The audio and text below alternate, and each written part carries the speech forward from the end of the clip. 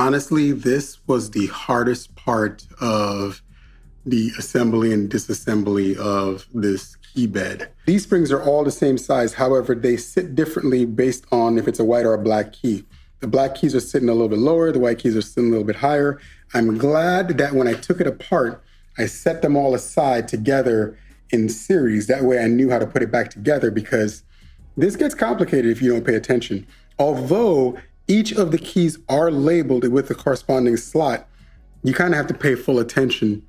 And that I can understand getting a little tricky at times if you're not really fully paying attention. So leaving it in series is actually the best way, I think, to do this.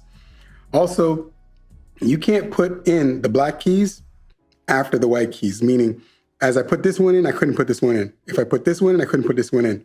So I had to look at it and say, oh, this one has a black key next to it. Put the black key here, then the white one. And the same thing here. So this key went in first, then these three. This key went in next, then these four. This key, then these three. And so on through the whole key bed, so that I can make sure that they go in correctly. Because once the white key is in, that blocks the other one, you can't slide this one in at all. And that's just by design. I'm assuming any of these type of key beds are like this. I don't know about other manufacturers, but the one that Akai chose to use for this controller is like this. Not a bad thing, just something to be mindful of, but this is a relatively easy repair to do.